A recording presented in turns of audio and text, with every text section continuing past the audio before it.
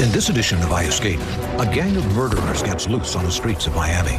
These 5 individuals are extremely dangerous. We do not know where they are at this point in time. And a bank-robbing bandit masterminds not only 1, but 2 escapes. He set about doing exactly what he did in Fremantle, and that was living and breathing escape plans. Around the world, there are over 9 million prisoners behind bars. These are the stories of the few who dared to break out.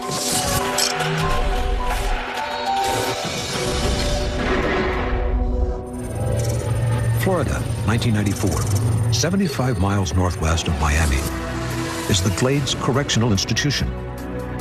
Built in the Florida cane fields, Glades is a giant razor wire cage housing 1,100 of the most brutal criminals in the country. 6 observation towers guard the perimeter, while 200 armed officers patrol the grounds. This prison is a very tough place to get out or to attempt to make any escapes. In December, 6 convicted killers are desperate to break out. Hector Rivas pushed a boat captain into the ocean and watched him drown. Florenzo Alvarez killed a roommate and then burned his body. Juan Freitas shot a teenager in the head 3 times during a botched home invasion.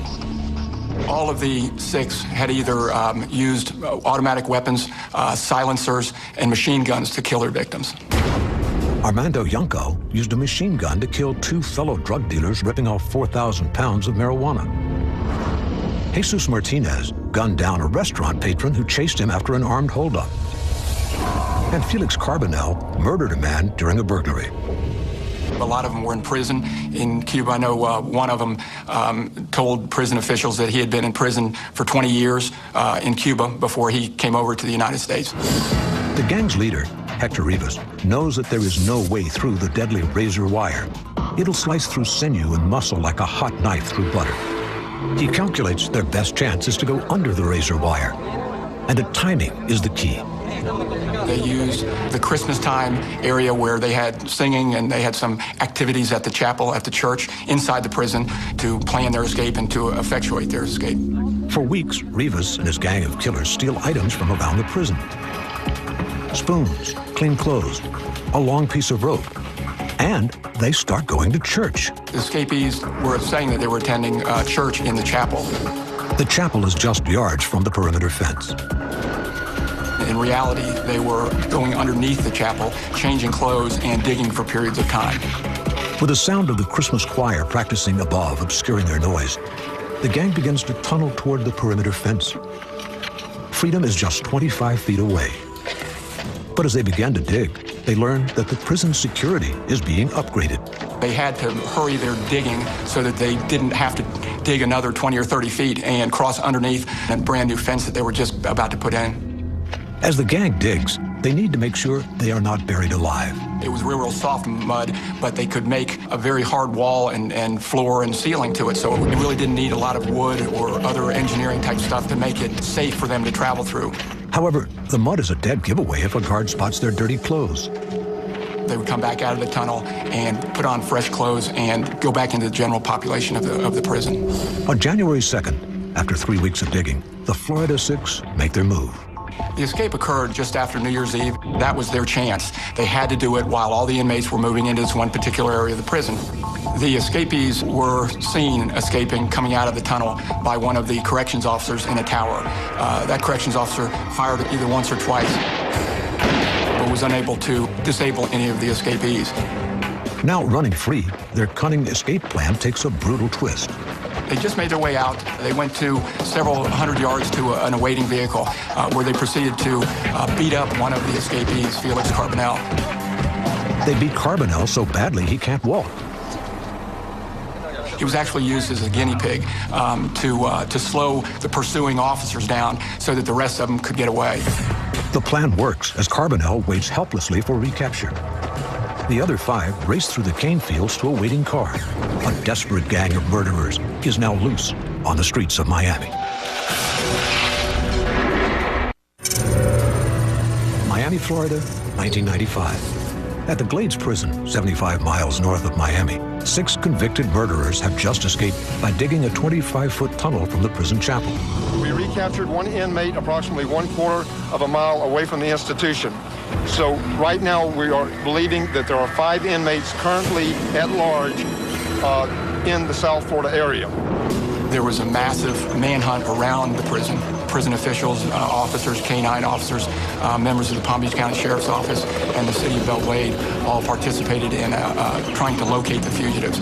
They, at that point, did not know that the fugitives had gotten a ride in a vehicle that would take them directly back to the Miami area. As the gang arrive in downtown Miami, Juan Fleitas decides to go on his own.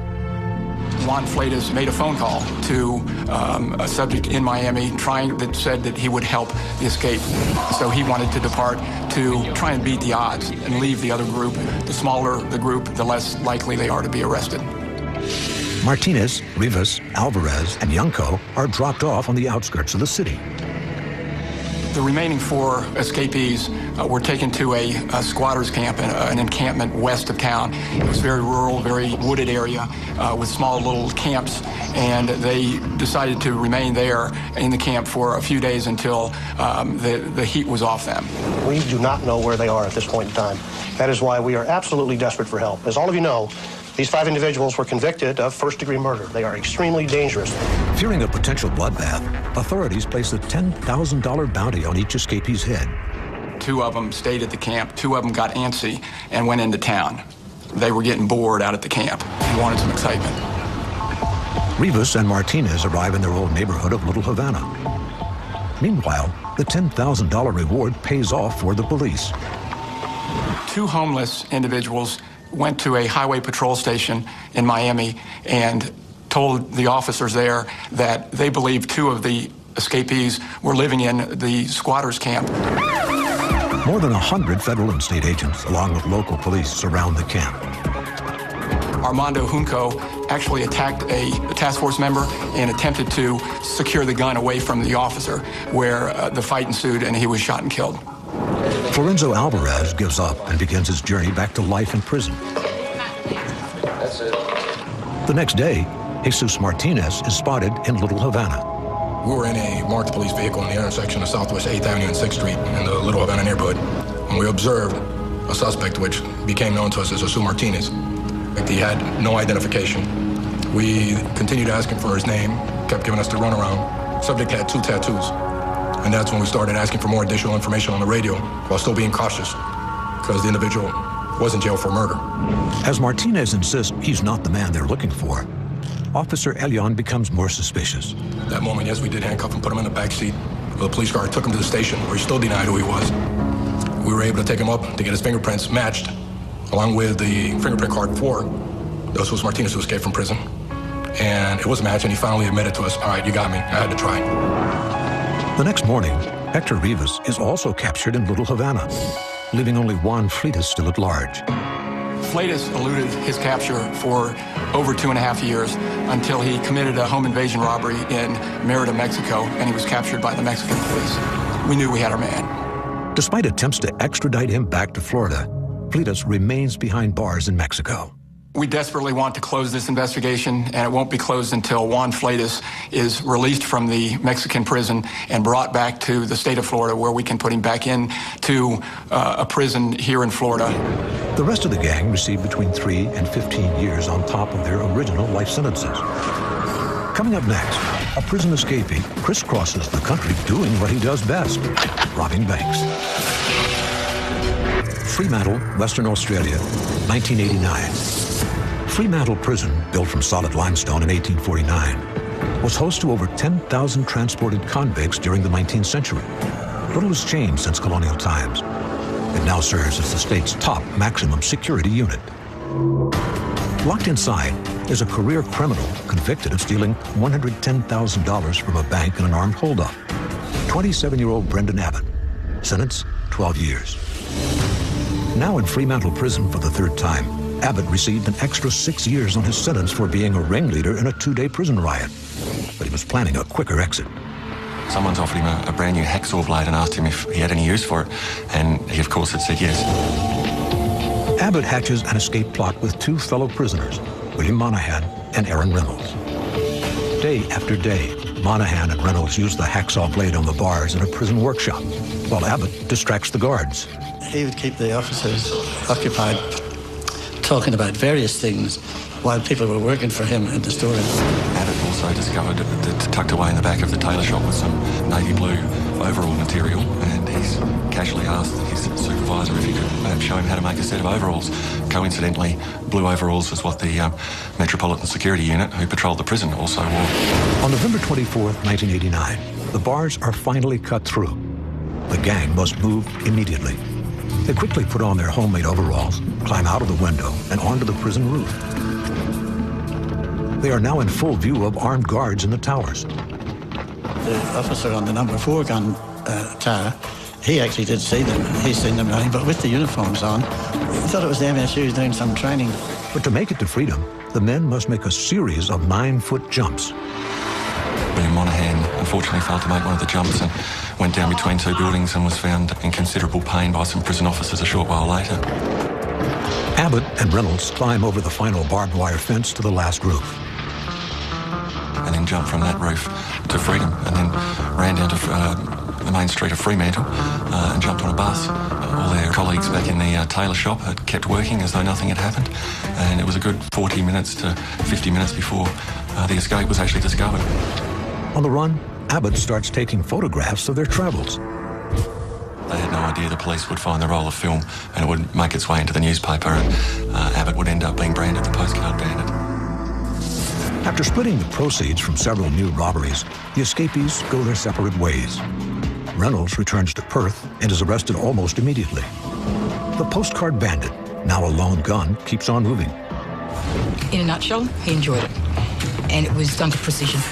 It was incredible what he achieved. Most times it would either be right on closing time in one of these banks, or it would be right on opening time. He decided doing them in the city where he was based was probably not a good idea. So he would regularly travel to Adelaide, and there were a series of robberies over the next 3 years. Hitting banks in almost every state, police have no idea Abbott's traveled east to Australia's holiday mecca, the Gold Coast. It wasn't long before police are tipped off and put his post office box under surveillance. The astute postcard bandit becomes suspicious and stops using it, but he couldn't stop mail coming into that post box. One piece of mail that came in was a bill for a pager that his current girlfriend, Georgia, was using. Police trace the number to a Gold Coast address and stake it out. On March 27, 1995, Abbott steps out his front door. As he walked along the street, a plainclothes officer pulled out a pistol and stuck it in his face and told him to get on the ground. Abbott couldn't believe it. Notorious bank robber Brendan James Abbott was recaptured at a Broadbeach home unit. Police say Abbott was armed with a loaded pistol but offered no resistance. After spending 5.5 years on the run and stealing $5 million, Abbott is once again in prison. But the postcard bandit's days on the run aren't over.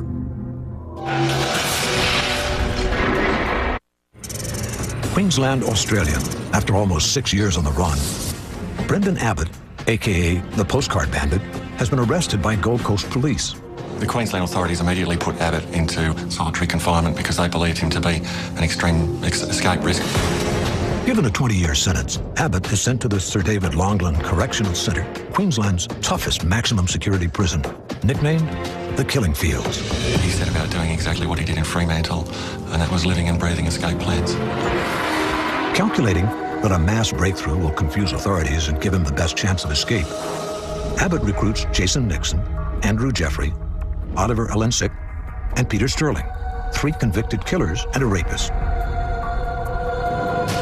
Using a special diamond-crusted wire, all 5 men take turns cutting through the bars of their cells. And on November 6th, while the prison is understaffed, Abbott gives the breakout the green light. They did that by stacking up some chairs one on top of each other and jumping over it. They cleared the wire and then made it to the first of 3 outer fences. And there were wire cutters thrown over the fence. There was a gun thrown over the fence. And then when they started cutting that, they set off the first alarms in the prison control room. Amazingly, the alarm is ignored while the escape is recorded on closed-circuit TV cameras. These pictures reveal the apparent ease with which 5 dangerous inmates led by Brendan Abbott escaped from Sir David Longland Prison. They make short work of the first fence. Casually, they then decide where to attack the next fence. Then the prison vehicle, who was patrolling the outer perimeter, realised something was going on and arrived on the scene. Abbott's getaway driver, Brendan Berishon, opens fire on the patrol, disabling their vehicle. The prison officers return fire. They felt the bullets whizzing past their ears that night. They were absolutely terrified, and with good reason. Nearly 4 minutes later, success. The 5 crawl through, the last caught briefly on the fence. Oh, get the car! Quickly! Abbott and his gang scramble to the getaway car and vanish into the night. It was a daring breakout. They cut their prison bars with diamond-encrusted angel wire before making their escape in this heavily armed getaway car. Telltale bloodstains indicate at least one of the fugitives is injured. Abbott's first move is to split from his fellow escapees. As Nixon, Sterling, Jeffrey, and Alinsek are recaptured over the next few weeks, police once again concentrate on Abbott and Berishon. Oh, it was a massive manhunt. It was a national manhunt. It was on the front pages of every newspaper across the country. Abbott and Berishon go back to doing what the postcard bandit does best: robbing banks in every state. Police in Western Australia believe bandit Brendan Abbott may have masterminded the state's biggest bank heist after a Perth branch of the Commonwealth Bank was robbed of $450,000. The escapee then hooks up with Michelle, a prostitute Berishon was fond of, and head to Alice Springs in Australia's red light district. But the town is on high alert. Police intercept a phone call from Michelle to a Darwin motel and set up surveillance. It's not long before Brendan Abbott walks into the motel. They couldn't believe their luck, but at the same time, they really had to think as to how they were going to bring down the nation's most wanted man on the streets of Darwin without having some innocent civilians taken with him. The man no jail has been able to hold, finally back in custody. Brendan James Abbott captured in Darwin overnight, carrying all the tools of his trade: 2 handguns, ammunition, police radio scanners, a stack of false identities, even wigs. He planned to be on the run much longer. He definitely was in a state of shock because he certainly wasn't expected to be apprehended in Darwin. But the 36-year-old bandit stayed calm, even joking with police. One of his requests has been for us to retrieve his laundry in the dryer. Banned from commercial airlines, Brendan Abbott was herded onto a police service jet. Uniformed officers at every corner, ensuring this time there'd be no escape.